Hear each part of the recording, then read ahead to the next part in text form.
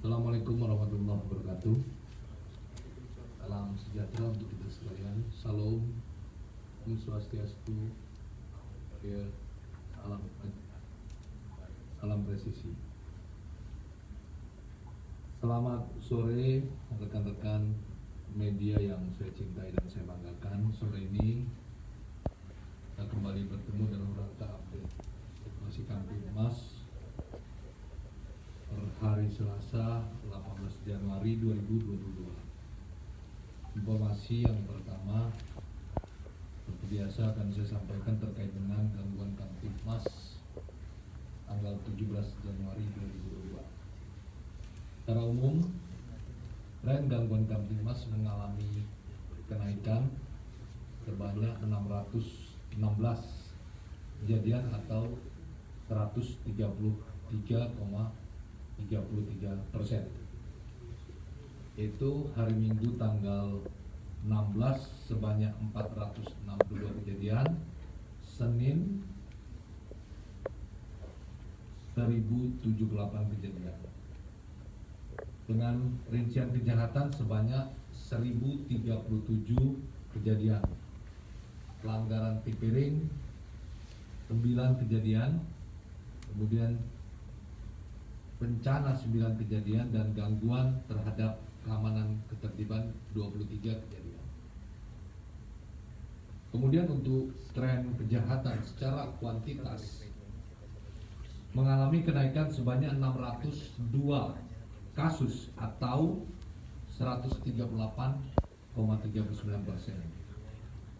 Yang mana hari Minggu ada tanggal 16 ada 435 kasus dan hari Seninnya ada 1037 kasus. Kemudian bila dilihat dari data tren jenis kejahatan yang menjadi catatan kepolisian, ada 5 kasus kejahatan yang jumlah yang cukup tinggi. Yang pertama adalah pencurian dengan pemberatan atau curat sebanyak 103 kasus. Yang kedua penggelapan sebanyak 76 kasus. Yang tiga narkotika sebanyak 75 kasus. Yang keempat curanmor kendaraan R2 32 kasus. Dan kelima pencurian dengan kekerasan atau curas sebanyak 11 kasus. Sedangkan terkait dengan data kecelakaan lalu lintas, jumlah kecelakaan yang terjadi ada 101 kejadian. Dengan rincian korban meninggal dunia 13 orang, korban luka berat 10 orang, dan luka ringan sebanyak 131 orang. Kerugian material sebanyak Rp333.310.000. Sedangkan untuk jumlah pelanggaran lalu lintas ada 204 dengan tilang 172 dan teguran sebanyak 32. Kemudian yang kedua terkait dengan rencana pembentukan Kor Pemberantasan Korupsi.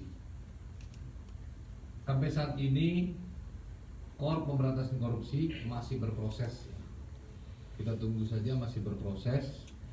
Kemudian terkait dengan ex pegawai KPK yang menjadi ASN Polri, kami sampaikan sudah ditugaskan dalam Satgas Pencegahan Korupsi, dan saat ini Satgas tersebut telah bekerja dan berkoordinasi dengan beberapa kementerian dan lembaga dengan tugasnya berfungsi melakukan deteksi, pencegahan, dan monitoring.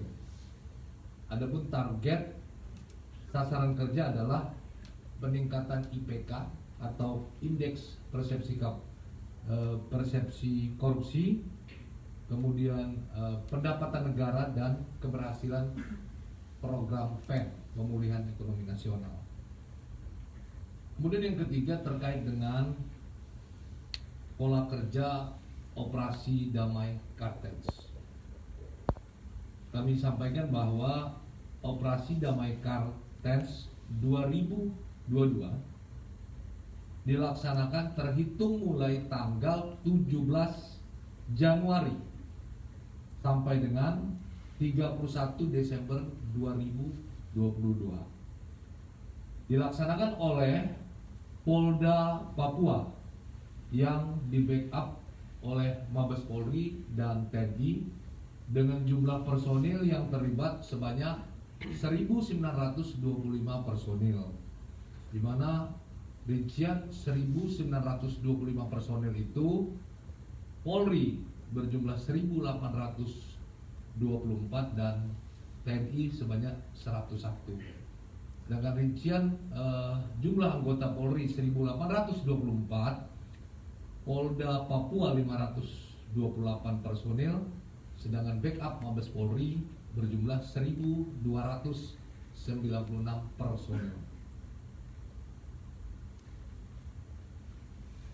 Operasi tersebut, operasi damai Kartens tersebut dilaksanakan dalam rangka memelihara keamanan dan ketertiban masyarakat di wilayah hukum Polda Papua yang mengedepankan Binmas Noken, intelijen dan humas, dengan titik berat adalah fungsi preemptif dan preventif yang bersifat terbuka dan tertutup, dengan meningkatkan peran serta tokoh agama, tokoh masyarakat, tokoh adat untuk memberikan himbauan agar menciptakan stabilitas Kamtibmas guna terlaksananya agenda kegiatan lokal dan nasional di Papua.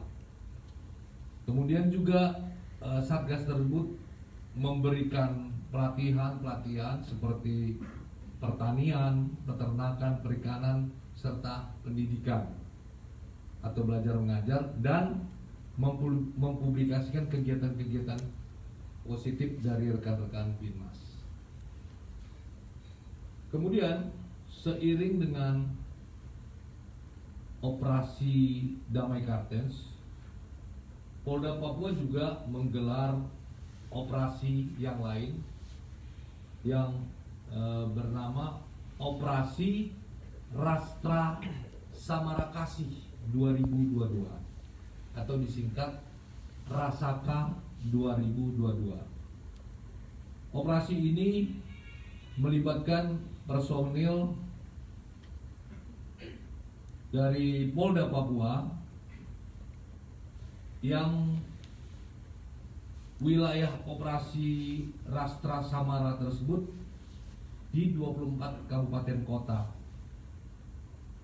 dan bentuk operasi ini adalah pengamanan dengan mengedepankan kegiatan preemptif dan preventif melalui kegiatan Binmas Noken, sama guna mewujudkan situasi aman dan kondusif di wilayah hukum Polda Papua. Personil yang dilibatkan dalam operasi Rastra Samara Kasih ini berjumlah 495 personil. Kemudian saya akan menyampaikan ada pengungkapan kasus perkara tindak pidana kasus penipuan online yang pelakunya adalah merupakan warga binaan lapas. Artinya pelaku ini saat ini sebagai warga binaan atau narapidana yang masih menjalani hukuman. Kronologisnya adalah sekitar bulan September 2021, tersangka ini ada 3. Salah satu tersangkanya inisial AAS. Tersangka tersebut melakukan pencarian pertemanan secara acak atau random di salah satu medsos. Kemudian setelah berkenalan dengan korban atas nama RO, setelah berteman saling meminta nomor telepon dan nomor WA. Setelah itu yang bersangkutan mengaku salah satu anggota Polri, ya. Salah satu anggota Polri kemudian mengaku bertugas di kota Medan yang akan pindah ke Jakarta. Kemudian untuk meyakinkan kepada korbannya, dia mengirimkan dokumen-dokumen mutasi, dokumen-dokumen perpindahan untuk meyakinkan, dan juga merayu korban. Setelah lebih akrab, tersangka meminta bantuan kepada korban dengan berbagai alasan. Kemudian tersangka mengirimkan rekening salah satu bank, kemudian meminta transfer kepada korban tersebut. Kemudian uang tersebut dikirim oleh korban ke rekening yang telah diberikan, di mana menggunakan rekening temannya. Ya. Ada dua temannya yang juga nanti akan menjadi tersangka dan merupakan mantan daripada warga binaan. Mantan dari warga binaan. Jadi pelakunya adalah warga binaan, kemudian yang turut membantu adalah mantan warga binaan. Kemudian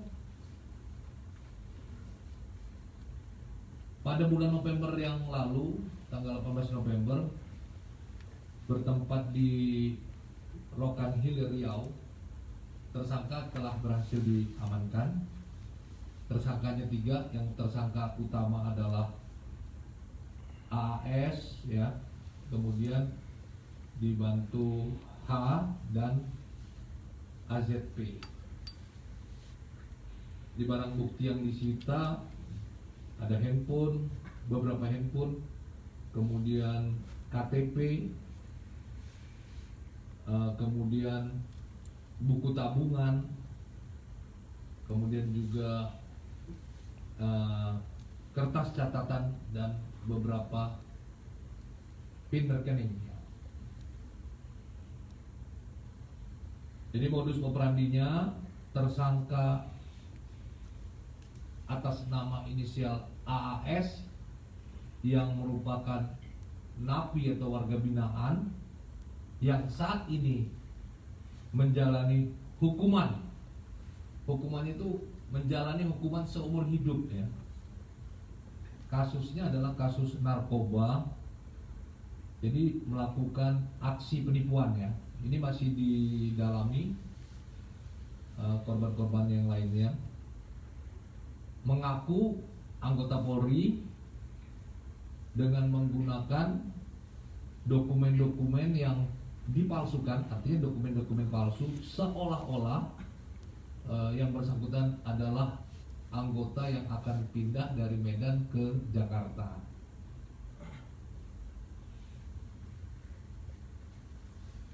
Kemudian yang tersangka yang kedua, yang atas nama AZP, yang ketiga atas nama H. Ini posisinya sudah mantan napi.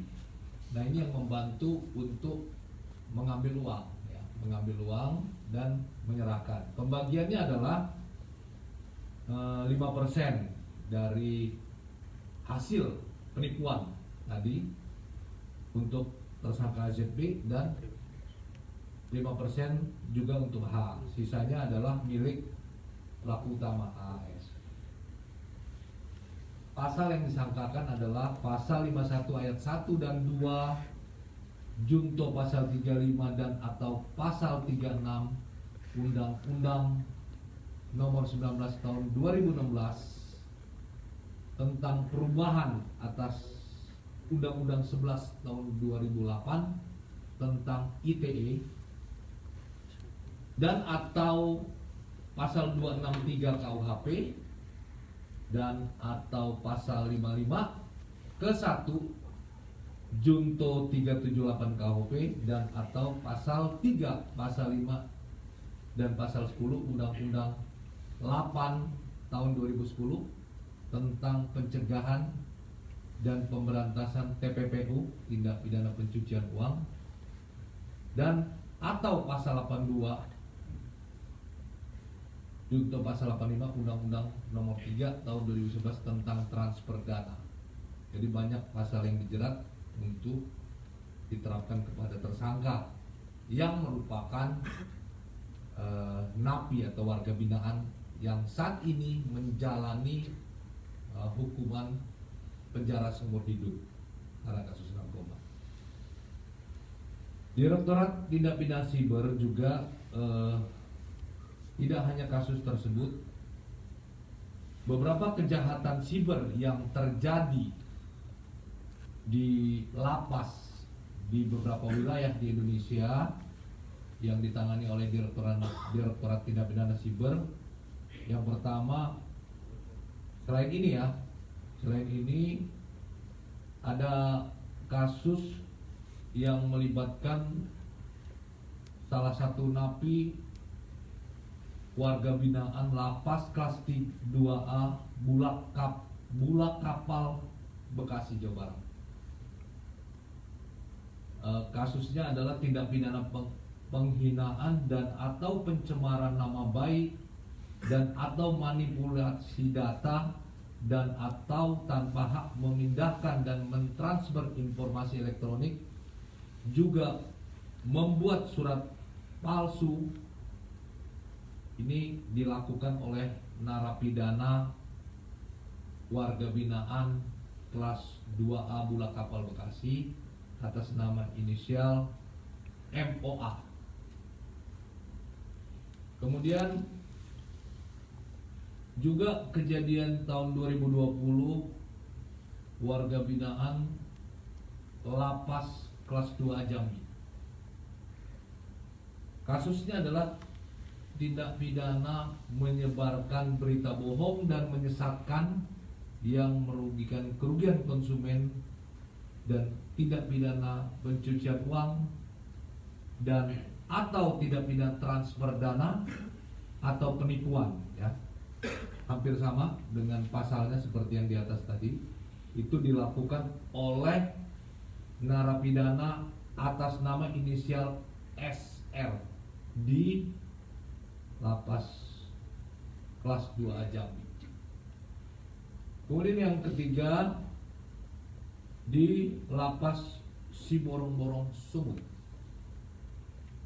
Kasusnya hampir sama, tindak pidana penipuan melalui salah satu medsos, ya, dengan akun Sulfahmi. Pelanggarnya hampir sama, ya, yang saat ini prosesnya masih dalam tahap penyidikan. Kemudian yang keempat, masih hampir sama, di warga binaan atas nama inisial MF. Ada tersangkanya, ada 4 ini, ya. MF, MA, KR, dan AT. Ada 4 tersangka. Juga kasusnya sudah sampai tahap P21 di lapas yang sama, di lapas Siborong-Borong, Sumut. Dan kasusnya sudah tahap P21 di Kejaksaan Negeri Medan.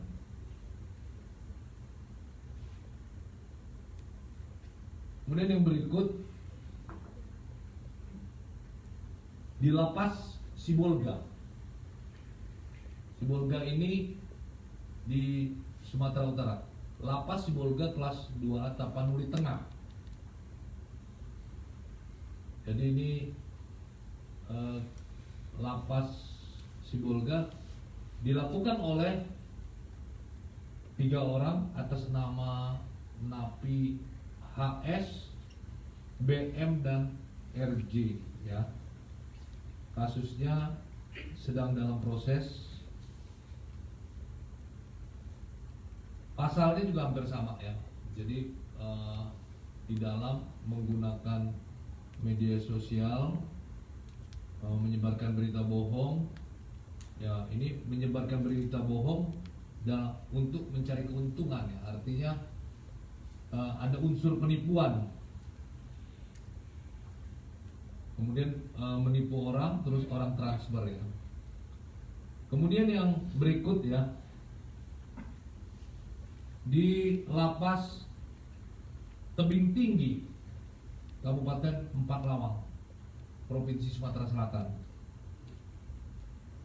Napi atas nama DS, ini pemilik akun Instagram @andi_iqbal ya.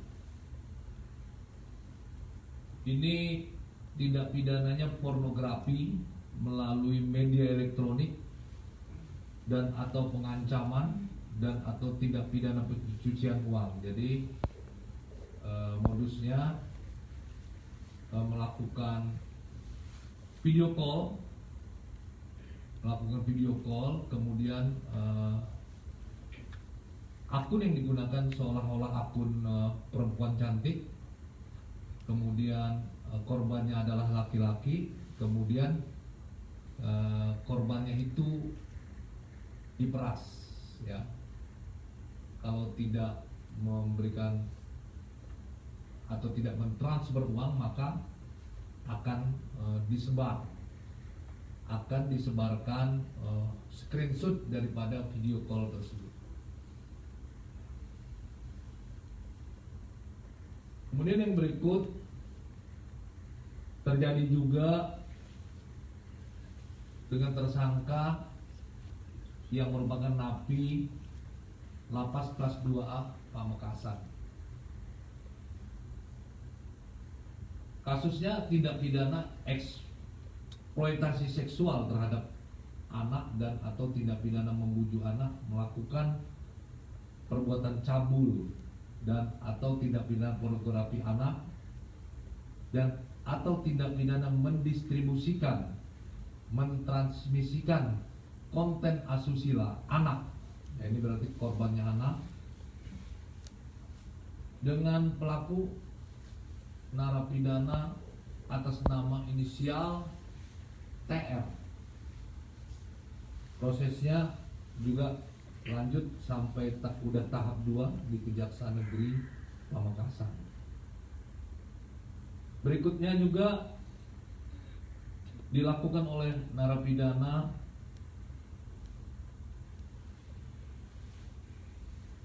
yang terjadi di Lapas kelas 2A Curug, Kabupaten Rejang Lebong, Bengkulu.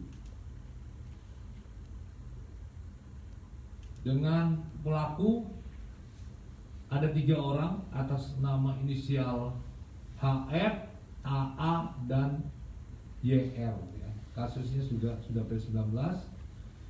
Kasusnya pada umumnya hampir sama ya, menggunakan media elektronik dengan melakukan penipuan dan pemerasan, pengancaman terhadap korban-korbannya. Dan yang terakhir adalah narapidana atas nama DA.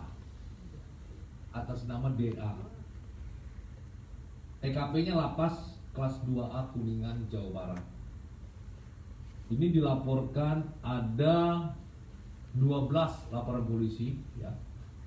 12 laporan polisi ini dengan tersangka yang sama. Kasusnya juga sama, hampir sama, adalah kasus yang terkait dengan Undang-Undang ITE. Rekan-rekan, artinya yang kami sampaikan ini banyak kasus ya, dan masih terus didalami kasus-kasus yang lain yang mana pelaku atau tersangkanya adalah merupakan warga binaan yang saat ini sedang menjalani hukuman.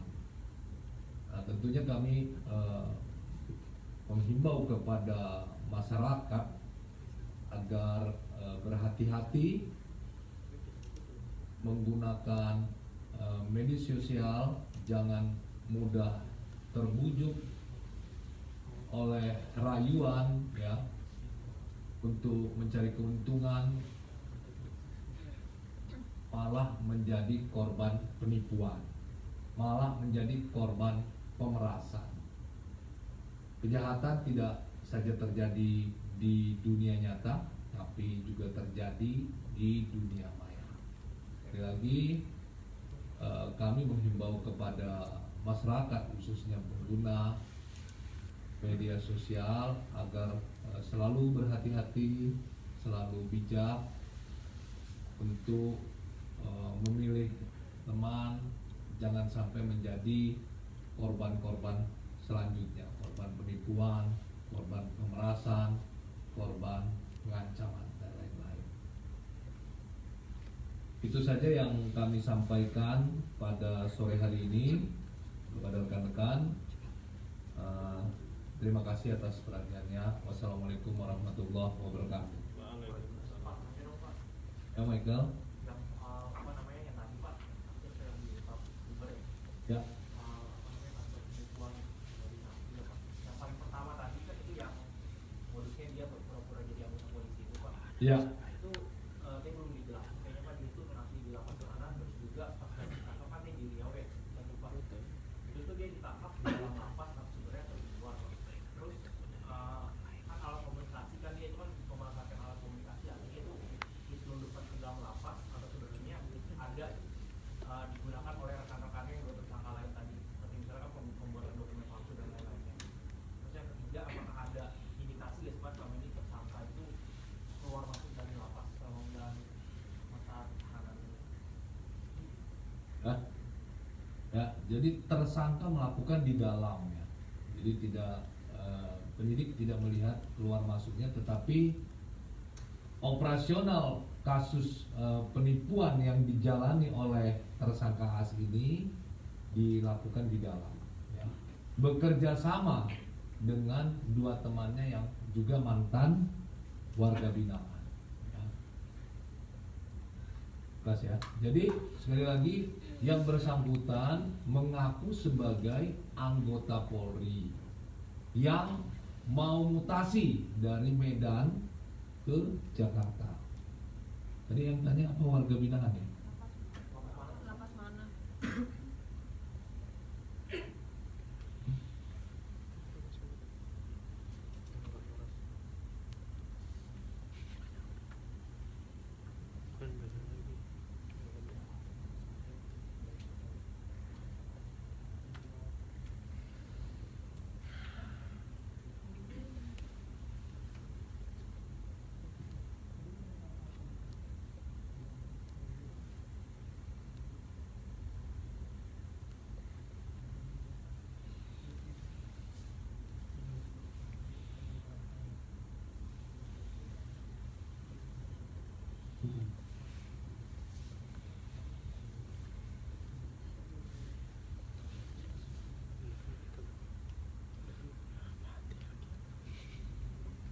Michael nanti ya, saya tanya ya.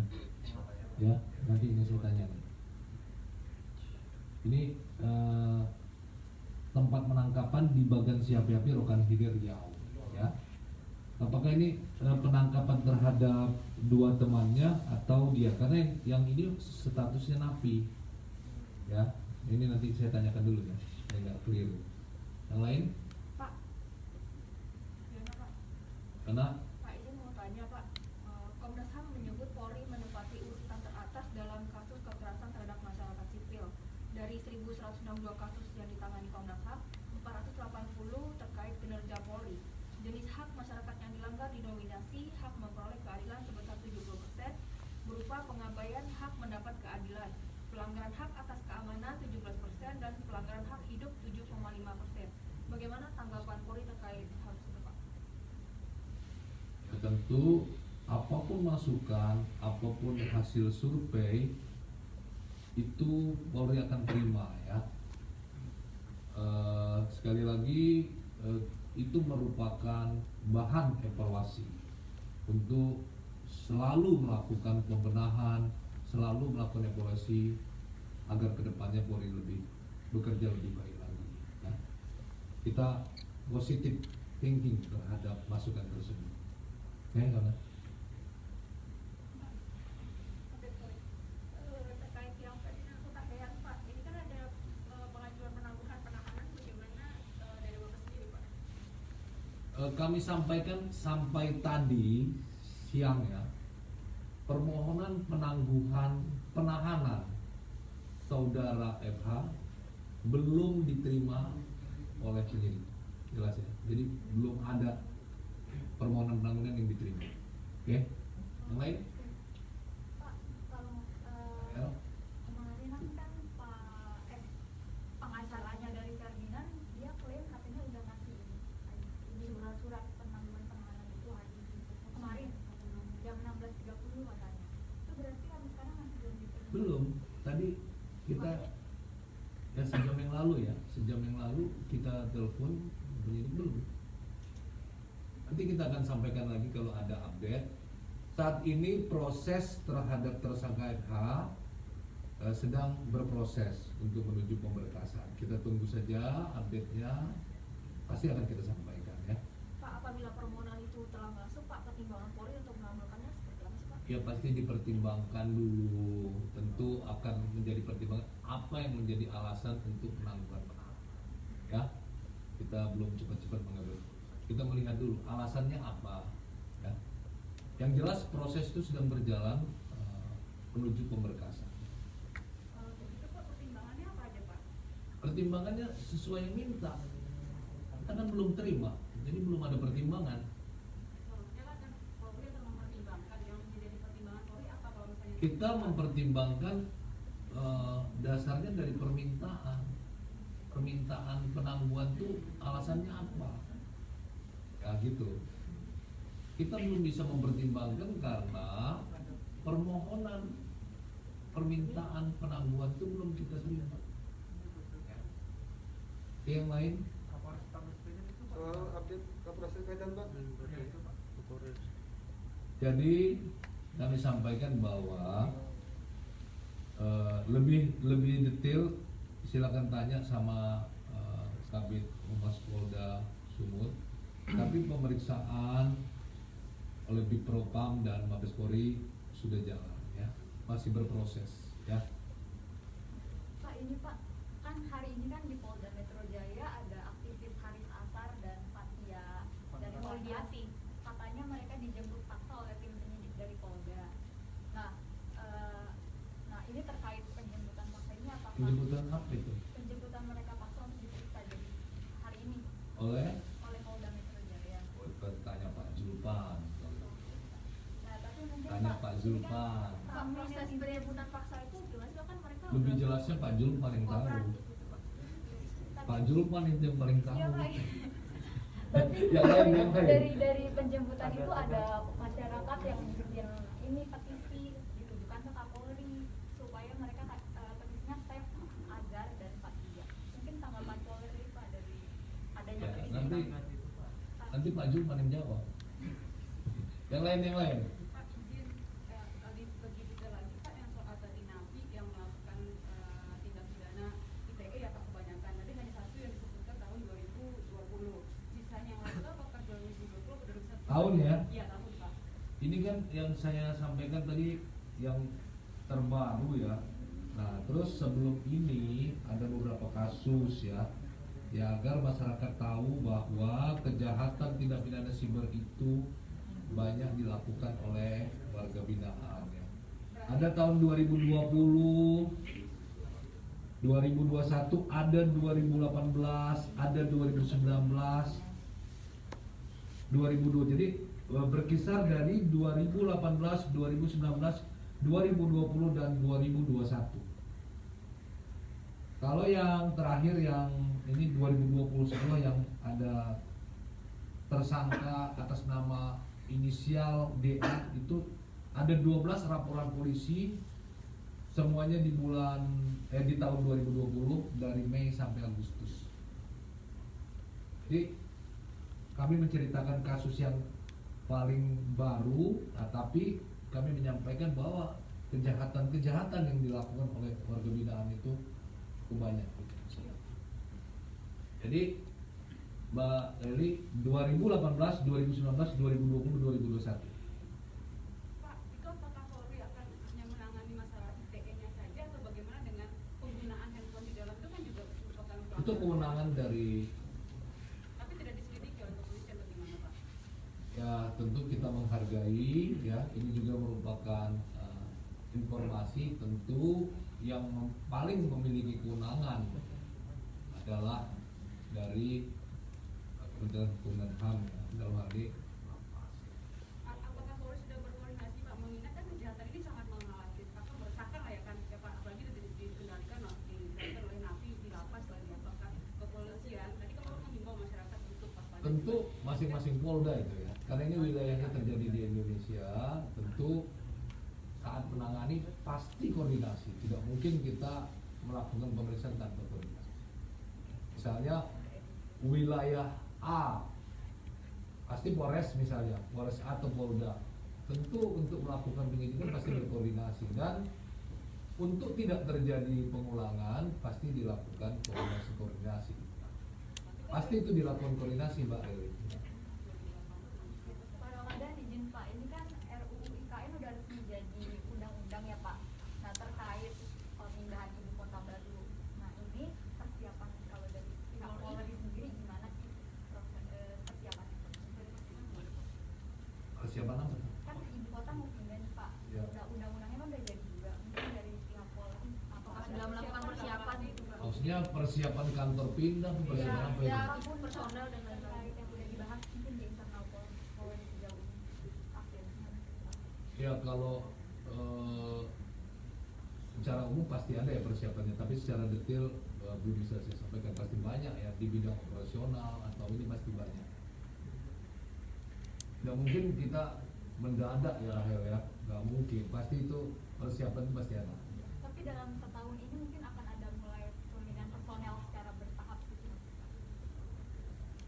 Kita tanyakan dulu lah di Serena itu ya. Tapi kalau ditanya udah ada persiapan, ya pasti ada. Nggak mungkin kita mendadak. Itu konsepnya ada di Serena. Belum bisa saya jawab secara detail, belum bisa. Besok update-nya mungkin. Besok update-nya boleh, nanti kita tanya bagaimana kesiapan Polri, nanti besok kita sampaikan. Terakhir ya, Pak, terkait akun Pak ASN yang dari ex penyidik KPK, kan sudah dijelaskan bagian kegiatan Satgas. sejak kapan mulai dijelaskan dan sampai kapan Pak? Kan Sejak selesainya pelatihan.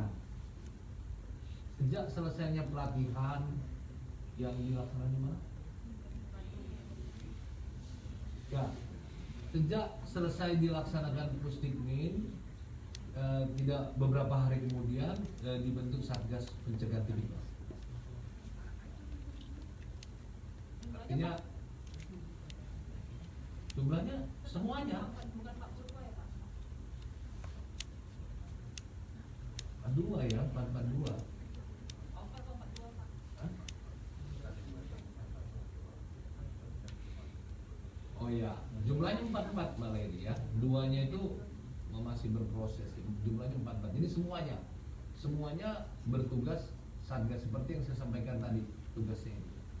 Baik teman-teman, terima kasih atas perhatiannya. Wassalamualaikum warahmatullahi wabarakatuh.